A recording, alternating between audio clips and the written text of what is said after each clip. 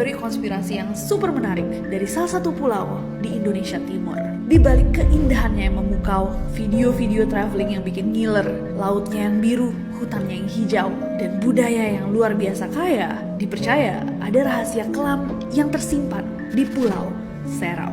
Hutan lebatnya yang tak tersentuh, suku-suku asingnya masih mempertahankan tradisi-tradisi kuno. Tapi benarkah bahwa ada proyek-proyek besar global yang disembunyikan di pulau ini? Apakah oleh pemerintah kita sendiri, kekuatan asing yang tidak kita kenal, atau ini merupakan teori konspirasi yang tidak berdasar? Nanti kalian bisa tentukan sendiri, tapi kita bahas dulu teori konspirasi, proyek global rahasia di Pulau Seram. So without any further ado, stop senyum-senyum, cause shit's about to go.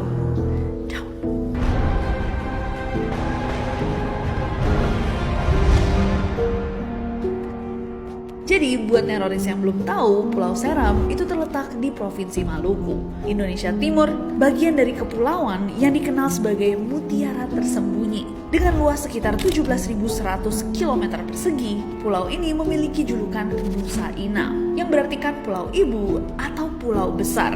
Nah, banyak sekali cerita yang beredar tentang masa lalu dan juga sejarah dari Pulau Seram. Yang dikatakan guys, berkali-kali diriset dengan banjir hebat yang menutupi seluruh permukaannya sampai ke bukit. Bahkan anak cucu Maluku percaya bahwa banjir hebat yang pertama itu adalah pertanda keselarasan dari cerita turun-menurun Pulau Seram dengan banjir air bah-bahtera Nabi Nuh. Mitologi lokal Maluku juga percaya bahwa Pulau Seram itu adalah pusat dari peradaban Nunusaku dan Supamaraina. Nunusaku diartikan Ununusa Asaku, bagian dari pulau tempat saya menjadi satu dengan asa. Asa merujuk pada asal atau totalitas, yaitu sumber kehidupan atau Tuhan. Supamaraina adalah pohon beringin sakral yang dipercaya penduduk lokal sebagai tempat asal mula kehidupan manusia dan juga pusat spiritual. Nah, walaupun banyak banget kepercayaan yang beredar tentang asal mula dan juga sejarah Pulau Seram, ada juga kepercayaan di sana yang bilang bahwa semua sejarah yang tertulis atau yang dijelaskan itu tidak ada yang benar. Jeng-jeng. Karena konon putra-putri Maluku juga percaya bahwa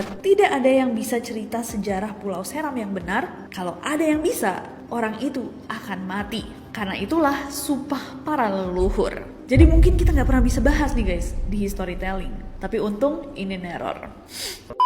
Nah sebenarnya guys, banyaknya cerita dan misteri tentang Pulau Seram itu datang dari keunikan alam dan budayanya juga. Lebih dari 80% dari Pulau Seram itu ditutupi sama hutan primer yang belum dijelajahi, termasuk Taman Nasional Manusela, rumah dari flora dan fauna langka seperti burung cendrawasih dan kuskus beruang. Di sana juga ada suku-suku terasing seperti suku Nuaulu, suku Huaulu yang masih hidup semi-nomaden, menjaga tradisi animisme dan ritual-ritual kuno, jauh dari sentuhan kehidupan modern. Nah, masyarakat di Pulau Seram juga masih mempertahankan tradisi megalitikum. Dikatakan nih guys, bahwa tradisi peninggalan megalitikum yang masih dipertahankan oleh masyarakat di Pulau Seram secara umum adalah penggunaan dolmen, meja batu tempat persembahan kepada roh nenek moyang, dalam upacara-upacara adat maupun pengangkatan raja. Arkeolog dari Balai Arkeologi Ambon, Merlin Sahuteru menjelaskan, dalam sistem kepercayaan masyarakat di Pulau Seram, dolmen itu adalah representasi antara hubungan mereka dan nenek moyangnya. Seberapa dekat mereka dengan nenek moyang yang merupakan pendulu mereka. Dan dolmen itu adalah sesuatu yang sangat sakral buat mereka.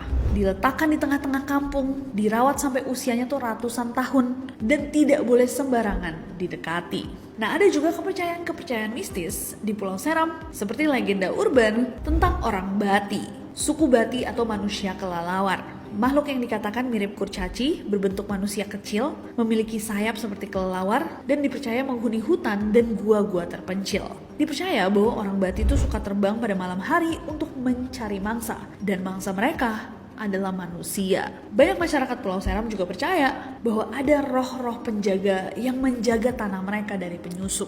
Dan penduduk lokal percaya dan juga akan selalu bilang bahwa hutan di Pulau Seram itu hidup. Hutan di sini itu hidup dan mereka tidak suka diganggu. Nah, tapi apakah kepercayaan-kepercayaan mistis ini berhubungan dengan munculnya teori konspirasi yang besar tentang Pulau Seram menjadi tempat persembunyian untuk proyek-proyek global yang dirahasiakan?